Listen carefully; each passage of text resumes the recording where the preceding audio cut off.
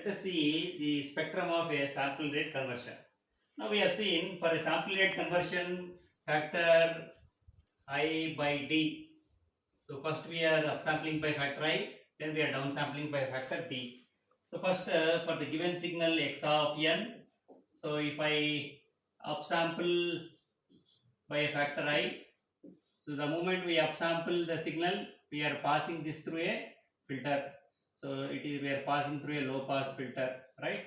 So this process of adding a anti-imaging filter or low pass filter after upsampling, so this we are calling it as interpolation. So the idea of adding a filter to a adding to a filter to a upsampler is to avoid images. Okay, so this filter we are calling it as anti-imaging filter. Okay, then next whatever we got. So before now after upsampling, I want to downsample the signal. So here I want to downsample by a factor D. So before downsampling, what we are trying to do, we are pre-multiplying by a low pass filter. So the idea of pre-multiplying low pass filter to a downsampler is to avoid aliasing. So this avoiding aliasing, we are calling it as anti-aliasing.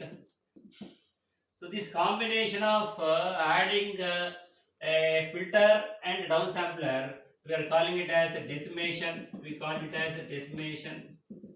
So then we get the required signal y of n after upsampling by factor I and downsampling by factor D. This is used for non-zero conversion, right?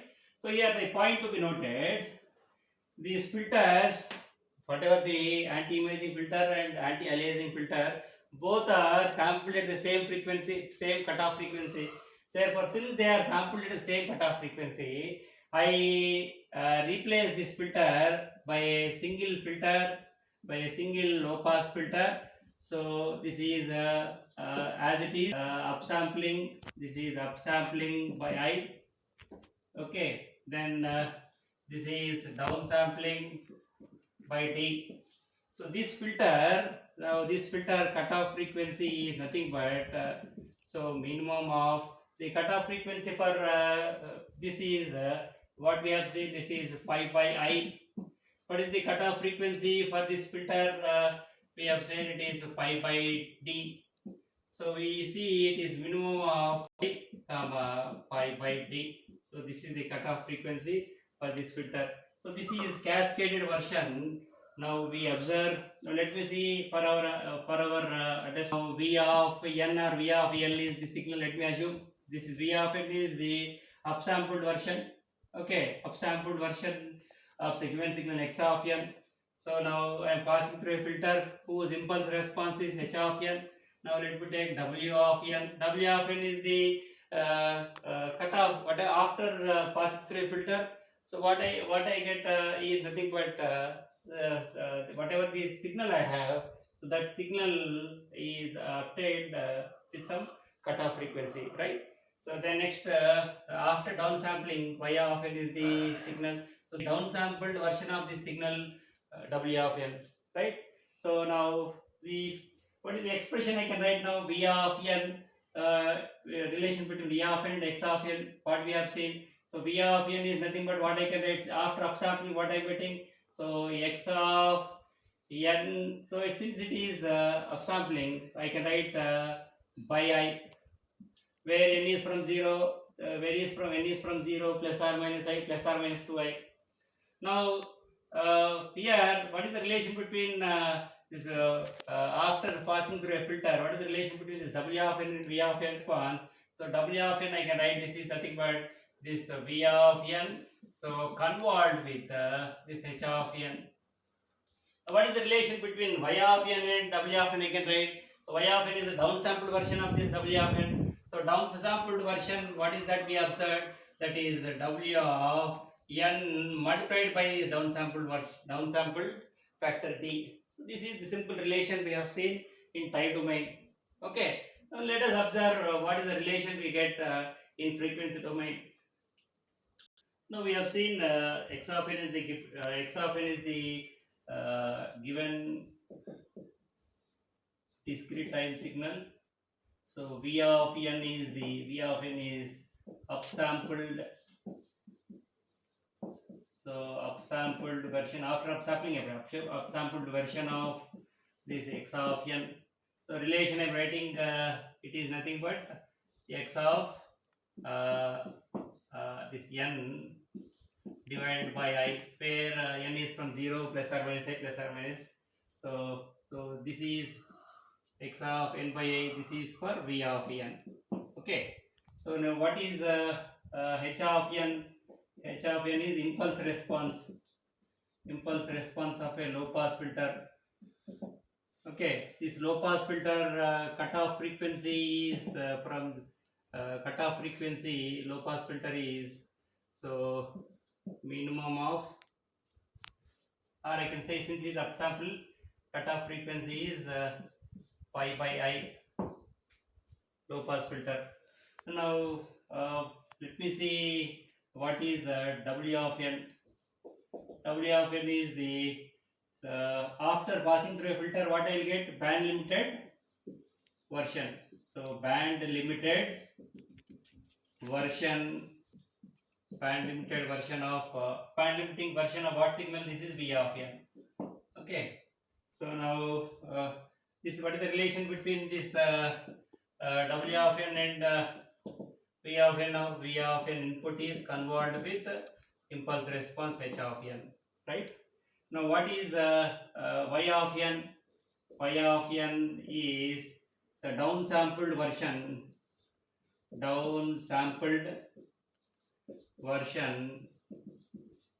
of this is downsampled version of the signal. What is that signal? W of n. So what I will get now? Y of n. Y of n is nothing but W for the downsampling. W of n multiplied by downsampled factor. This is the in time domain we are trying to observe, right? Now let us see in frequency domain. For x of n, frequency is x of e power j omega. For v of n, this is capital V of e power j omega. The frequency response of h of n is capital H of e power j omega. That is frequency response, right? So now W of n frequency is capital W of e power j omega, and Y of n frequency response is capital Y of e power j omega. Now what I can write here now? Now if you see the h of e power j omega, I can write this is value is I. Okay, where omega is from 0 to this cutoff, 0 to in between 0 to cutoff frequency. This is I. This is 0 otherwise. So what is this h of e power j omega? This is frequency response. This is the frequency response of the given filter of a low pass filter, right?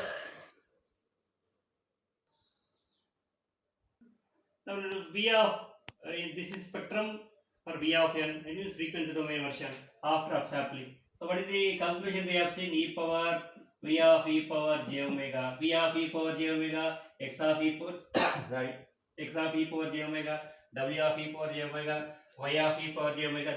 These are all the frequency versions of x of n, V of n, W of n, and Y of n. Okay. So now V of n is the frequency or the spectrum of upsample signal. Spectrum of upsample signal is nothing but this signal, input signal x of e power j omega is multiplied by this upsampling factor I. So this is what we have observed, right? Now we know, so what is this filter frequency response? H of e power j omega is I we wrote. So between where omega is from 0 to the cutoff frequency, where omega is pi by I. Now what is this W of e power j omega? W of e power j omega I got. So W of e power j omega is after passing through a filter. When I pass through a filter in frequency domain, convolution in time domain, so it's nothing but multiplication. This is V of e power j omega into h of e power j omega. The property we know, convolution in time domain. In time domain, convolution is multiplication in frequency multiplication in frequency domain, right? So W of e power j omega is nothing but product. So frequency V of e power j omega multiplied by capital H of e power j omega. Now what is that we got? V of e power j omega already we got, it is x of e power j omega into I, right? Now h of e power j omega, what I got? This is nothing but capital I, where frequency omega is from 0 to omega c, right? Now this filter cutoff frequency, we already discussed the filter cutoff frequency. This omega c is so minimum of pi by I, pi by d. That we have to remember this point.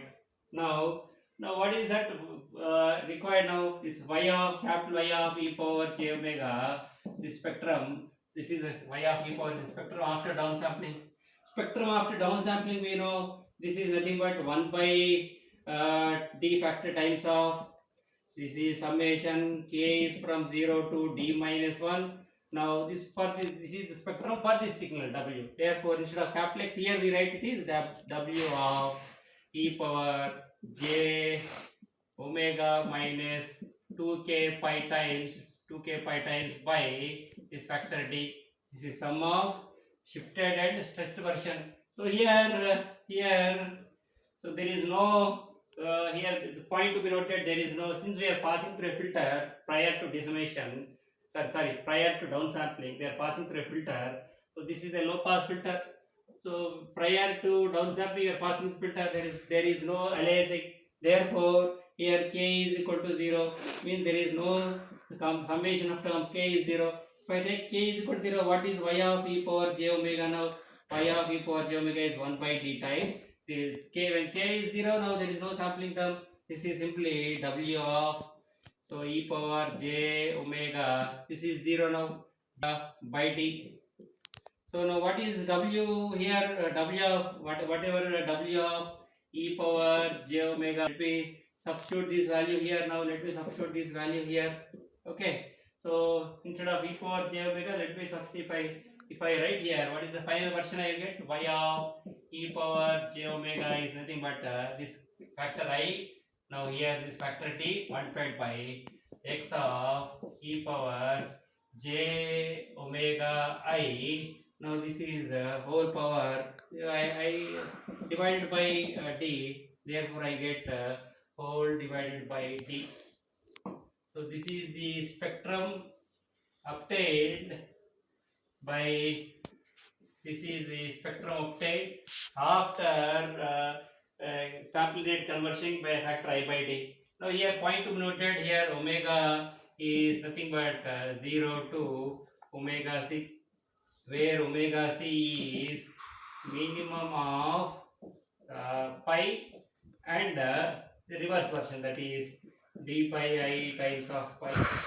Okay, so this is the point you need to remember. Now hope you understood.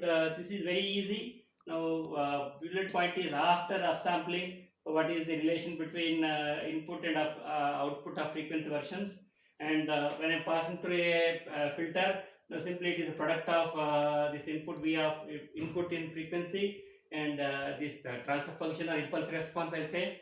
Now then next after downsampling, so relation between this input to the downsampler, we know the sum of shifted and stretched versions.